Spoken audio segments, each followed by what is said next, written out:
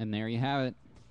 Again, he was heading back to Israel, and we're not going to touch the I word, the third rail of geopolitics, but I'm sure we will hear more about this story. Finally, on this August 12th News Purge, how are you going to lift it with your arms folded tight? We get to the war whores updates, where Robert Gates, former CIA, and of course was there on the ground during Operation Cyclone, where we funded the Mujahideen, which became Al-Qaeda. U.S. 2011 drawdown in Afghanistan will be limited. Amid growing clamor against the war in Afghanistan, Defense Secretary Robert Gates has cautioned that large numbers of U.S. troops will remain even after a limited July 2011 drawdown. Despite mounting casualties and public doubts, Gates said last Sunday the U.S.-led force was making headway and Taliban insurgents would not be able to wait out American forces because a major troop withdrawal was not on the horizon. Not that we, fund both sides or anything.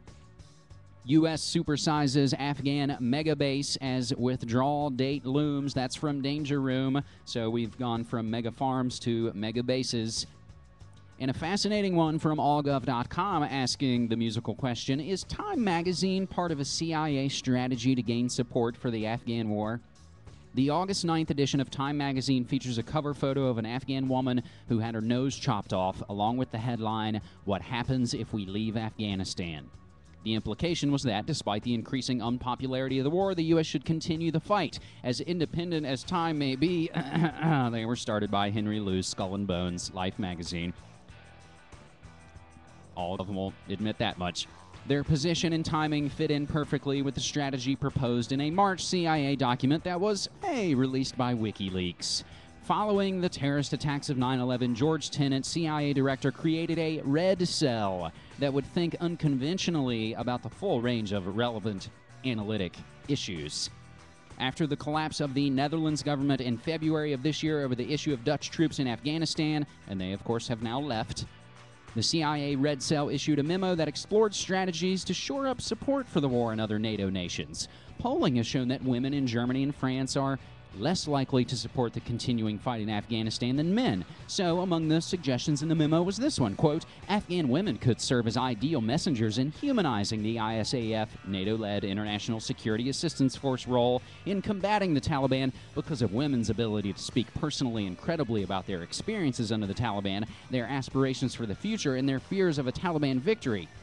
Media events that feature testimonials by Afghan women would probably be the most effective if broadcast on programs that have large and disproportionately female audiences. Thanks again, Mighty Wurlitzer. That's a term for CIA infiltrated and controlled media. Attack kills U.S. and foreign doctors on a medical mission in northern Afghanistan. That's from the Washington Post. Former Blackwater workers face new slaying indictment. But again, that doesn't stop us from doing business with these guys. DynCorp Halliburton can run child kidnapping and slavery rings, and it doesn't matter because they're involved intricately in the critical infrastructure of the global war of terror. William Blum on killinghope.org, of course, the author of Rogue State and Killing Hope, has a great new article asking to please tell him again, what's the war about? Special Forces Robocopter spotted in Belize. That's from Danger Room. Of course, we like to test out our surveillance and soul-crushing weapons and deployments and toys, of course, brought to us by folks like the aforementioned and General Electric and on and on. We got to test it out abroad before we bring it home. Can't have anybody crying, war crimes, as of course the military has admitted. U.S. to sell fighter jets to the Saudis, which is interesting enough from the Wall Street Journal, but when you learn that they won't have any weapons or guidance systems or anything on there because Israel didn't want it to. Russia and U.S. chase jet in hijack drill in a historic first for Cold War adversaries. U.S., Canadian, and Russian military officers directed fighter jets and ground controllers to test how well they could track an international terrorist hijacking. We know how well they've done in the past. And we've gone over this drill. I can't recall the operation. I think it's Noble Eagle. Of course, we covered this last week. This drill that they're talking about being over is originally, as we reported last week, scheduled to run until August 14th, tomorrow. But we shall see. Pentagon to shut military command and cut jobs. That's from Reuters. Cutting, I believe, the JFCOM. Oh, no. But before we, of course, say, hey, great, they're tightening their belts on the war machine. We also note, again from allgov.com, Pentagon gives up on reducing contractors. Only a year ago, the DoD announced a commitment to reduce the number of contractors it uses for various services and functions. That plan's already been discarded by Gates, who quietly dropped the goal of cutting contractor totals by 33,000 within 5 years when he announced plans for deep personnel cuts and eliminating a major military command, which we just referenced for you there. So we're going to cut the people who actually work for the government and just outsource it. That's the best kind of sourcing. U.S. warned of a threat worse than Katrina, the plague, and World War II. And yes, we cover this on cyberspacewar.com, but here it is again. We've got to cross-pollinate and cross-reference and cross-post things to get these stories out. Warning of course, EMPs and CMEs, electromagnetic pulses, and coronal mass ejections, solar storms.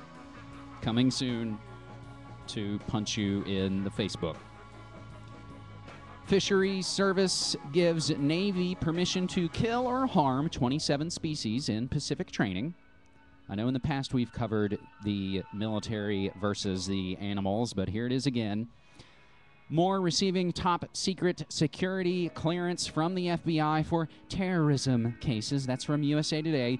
Part 2 of a great ongoing piece from Michelle Chosadovsky on globalresearch.ca toward a World War III scenario. Part 2, the role of Israel in an attack on Iran.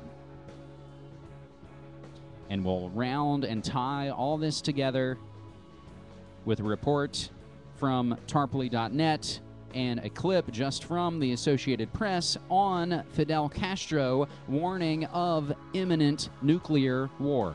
He's back, looking lively and healthy, if not a little frail. Former Cuban leader Fidel Castro on Saturday made his first official government appearance in 4 years. Members of the Cuban parliament gave him a standing ovation. Some chanted his name, and others were brought to tears by the sight of him once again at the dais. El presidente Barack Obama. The soon-to-be 84-year-old got right down to business, delivering an 11-minute speech in which he appealed to President Barack Obama to prevent a global nuclear war. Castro, dressed in his familiar olive green fatigues, has been making more public appearances as of late. He had been kept out of the public eye after he underwent emergency intestinal surgery in 2006. His brother took the reins after that, but now some are wondering if Fidel will take a larger leadership role in the nation.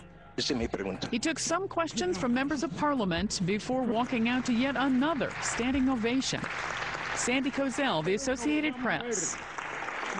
Good grief, there's so much to go over. I don't know if we're going to get through it all, but that brings an end to the August 12th news purge, my friends. How are you going to lift it with your arms folded tight? And I should now tell you that we are well into hour number 2 of episode 182 from Media Monarchy. It's Friday the 13th, August 2010. My name is James Evan Pilato. I'm your host and webmaster of the site and show, MediaMonarchy.com, as well as NewWorldNextWeek.com, FoodWorldOrder.com, and CyberspaceWar.com. And we're going to get to all of those either in brief or lengthy detail. And again, episode 182, broadcasting live from the Portland Radio Authority, as always, praradio.org, and a huge thanks to zeropointradio.com and revereradio.net for simulcasting Media Monarchy live on Friday mornings. And again, thanks to all the other outlets that rebroadcast and help spread the word about Media Monarchy. That's how it works. That's how we spread all this, and that's how it keeps going. I'll tell you stuff, you tell me stuff, and we'll learn things from each other.